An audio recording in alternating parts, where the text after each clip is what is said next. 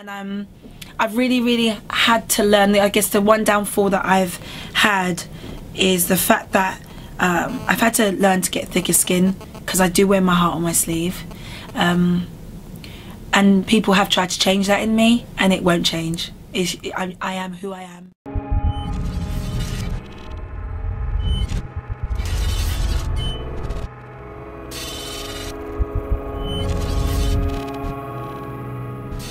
In one word, if you had to sum up your journey from beginning to now, what would it be? To sum up my journey in one word?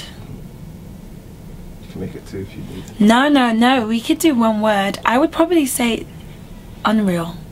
Right. And I say that because people may think this is weird, but I still have to pinch myself with everything that I've gone through and what I've achieved. And how amazing God's been to me. I'm only 23 and I'm very proud of what I've achieved, but there's so much more I want to do. So that's why I literally live, eat, breathe music, and I'm a workaholic. And yeah, it makes me a little bit ill sometimes, but I love it. And if I find myself at home for more than 1 hour doing nothing, it's like, oh my God, I can't even explain what it does to me. But pretty much music is my drug. So how much work is it really? Because behind the lights, camera and action, there's a lot of work into being who you are today. So how much work do you have to put in? There's a lot of work. Like I probably on average get about, if I'm lucky, 5 hours sleep a night. There's a lot of work in protecting your voice as a singer. If you want longevity, you have to take that very seriously. Like before a show, I don't speak. I only steam my voice. I'm very strict. I don't have dairy a week before leading up to a show. I'm always working out, and when I'm running and stuff, I'm always making sure that I have to keep talking for stamina, because I dance when I sing. I'm always training. I'm always trying to better myself in terms of what I know, in terms of there's this book that I'm reading now, which is called the Law of Music Business.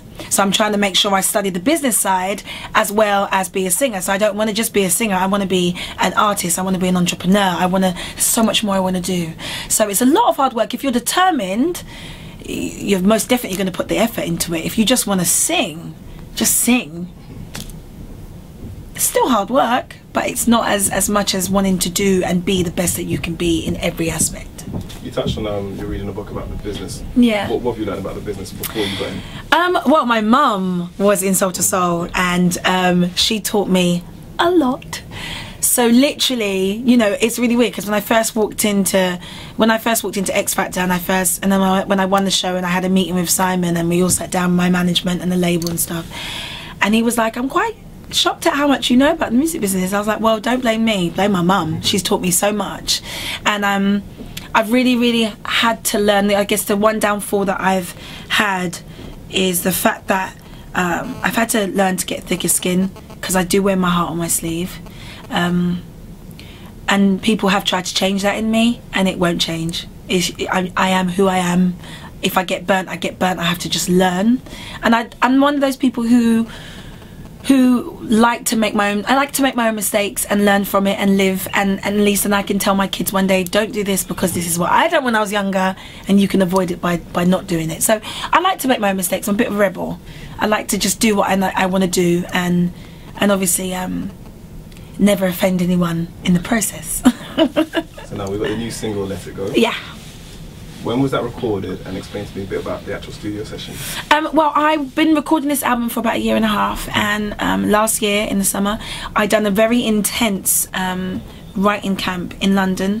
People flew over from America, Europe, etc. to work with me and stuff, and Let It Go was written in that process. I was vocaling like 3 to 4 songs a day. It was very intense, and it was only 3 weeks I had to just get some stuff done and then perfect it over the course of the rest of the year.